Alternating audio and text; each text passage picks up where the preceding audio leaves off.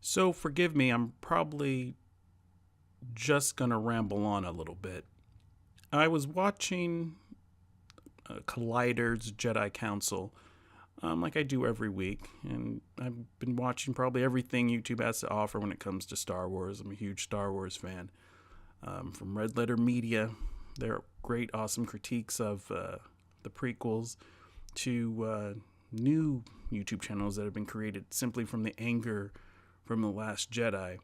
And I was sitting here listening and thinking, and when you hear Collider, and you can see that it's not that same kind of energy that there was when we first heard about The Force Awakens. It's been a bit of a slog.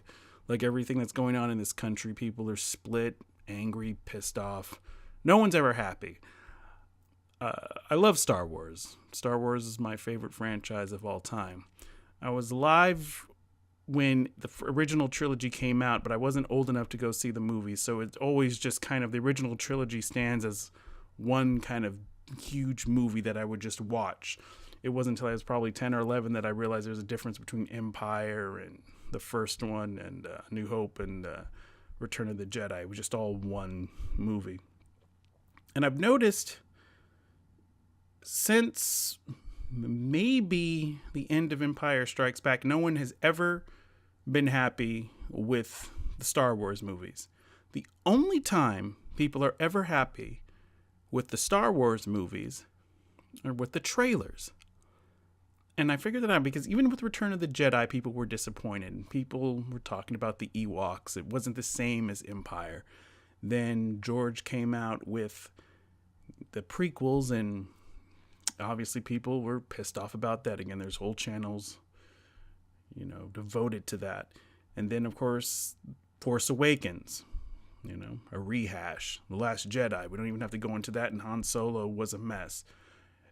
Fans are never happy, except when there's a trailer.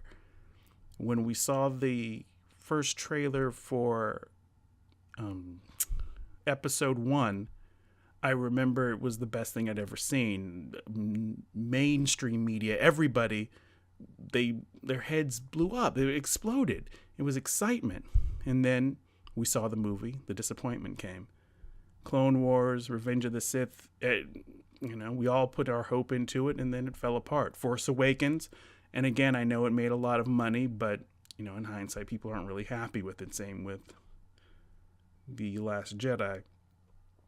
And I figured out that when I was watching Collider, again, like I was talking about earlier, and one of the hosts, and I've been watching him for a long time, if you watch when there's a project being announced, he will kind of put in his hopes and dreams of what the project will be. He'll, assume, or won't even assume, but he just kind of, you could tell what he wants in the movies. It's never written down that that's going to happen, but he'll make grand assumptions. And you see that's what he wants, He wants, for example, I think what's going on with the Mandalorians, there's a whole thing where he wants a whole story that's built with the New Republic, which has never really been talked about in any of the press releases. To my knowledge, it might be.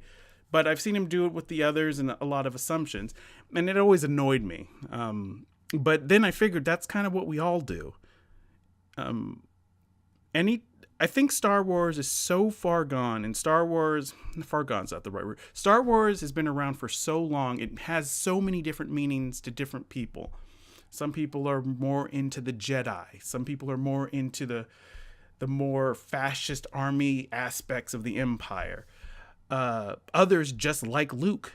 Others just like Vader. Some of the stories are just that simple to them.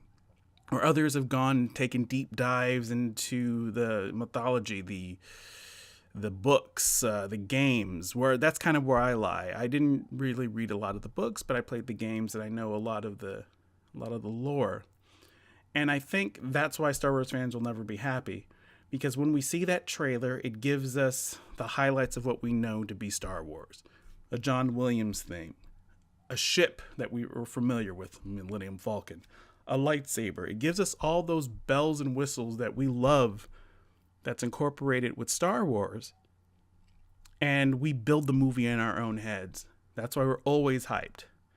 And then the movie happens, and then it's again just a movie, and it doesn't reach anybody's expectations because our expectations can never be met, because there's something that we all taken away from Star Wars that can never really be reproduced again. That's why I think there's going to always be a constant disappointment. Now, I know the original or the prequels, a lot of people have problems with them. Younger people don't.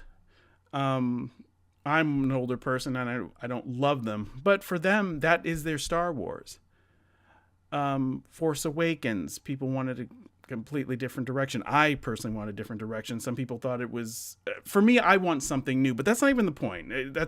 I'm one fan of a billion who want something different. And I don't think Star Wars will ever reach the heights that it had, it won't be the same. It just won't be the same. And I think we have to kind of accept that, and that no one's really wrong.